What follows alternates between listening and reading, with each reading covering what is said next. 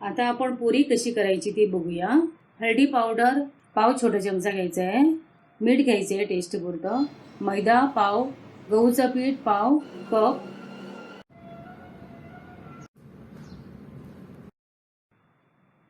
आता आपण पुरीसाठी कणिक बनवूया। एक परातमध्ये गहूचे पीठ घालूया, मैद्याचे पीठ घालूया, हळद थोडी घालूया, मीठ घालूया, बटर घालूया,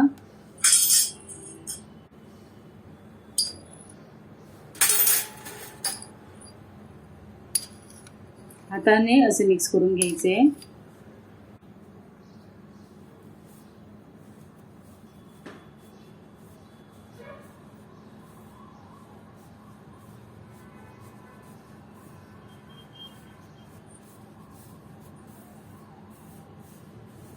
आता थोडं थोडं पाणी घालून मळून घेऊया पीठ।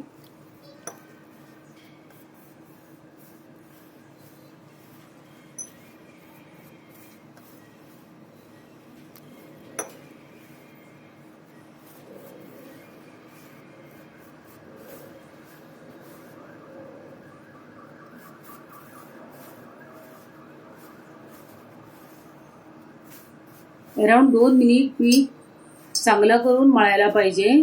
कणिक एकदम सॉफ्ट व्हायला पाहिजे, तर असं चांगलं करून मळायला पाहिजे।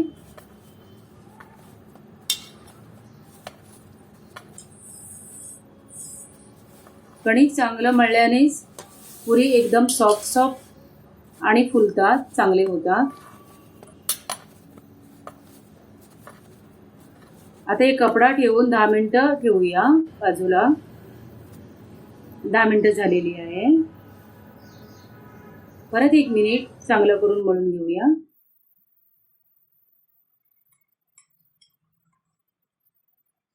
आता त्याचे 5 गोल आकार देऊन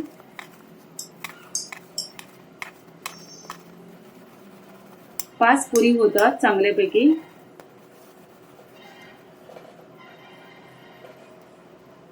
आता बॉल बनवून घेऊया।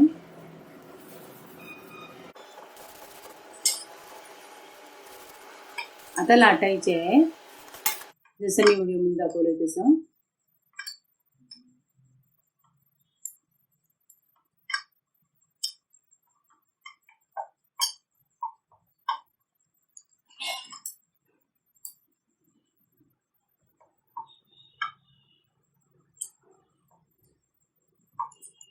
पुरी थोडीशी जाड ठेवायला पाहिजे, म्हणजे ती चांगली फुगते। आता तशीच दुसरी पुरी पण करून घेऊया। जे बिगिनर आहेत, ज्यांना गोल लाटायला नाही जमत, त्यांच्यासाठी मी एक ट्रिक सांगणार आहे।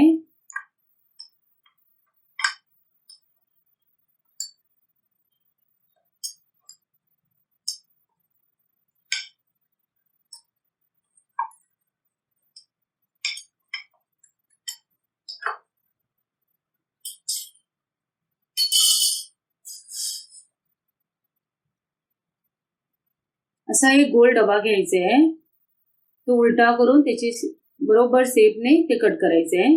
राहिलेला पीठ बाजूला ठेवायचे, नंतर त्याची पुरी करायची। तर अशी जे नवीन, ज्यांना कळत नाही, जे नवीन शिकणारे असतात, त्याने हे ट्रिक वापरून गोल पुऱ्या करू शकतात।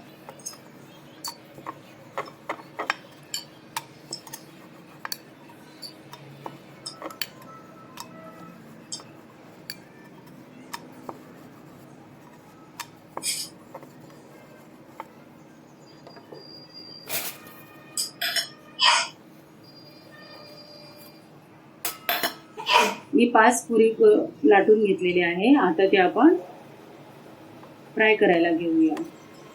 मीडियम फ्लेमवर फ्राय करायचे आहे। तेल गरम झाल्यावरच पुरी घालायची आहे।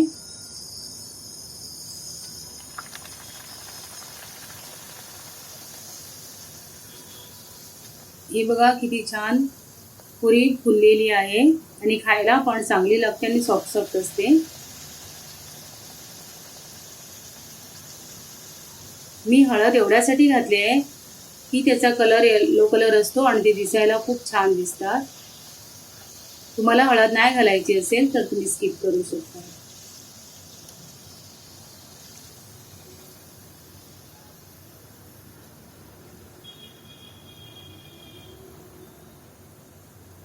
आता दुसरी पुरी पण तळून घेऊया.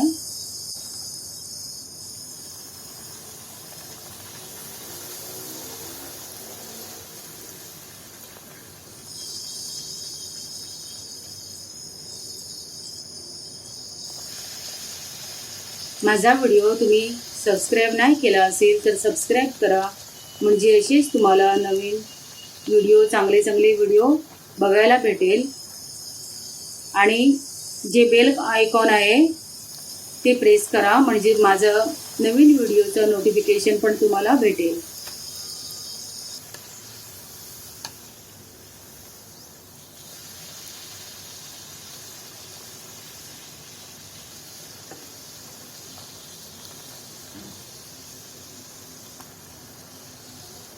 अशाच नवीन रेसिपी बरोबर पुन्हा भेटू. धन्यवाद. आणि माझे चॅनल सबस्क्राईब केलं नसेल तर सबस्क्राईब करा, म्हणजे तुम्हाला माझे नवीन चांगले टेस्टी डिलिशियस रेसिपी बघायला भेटेल.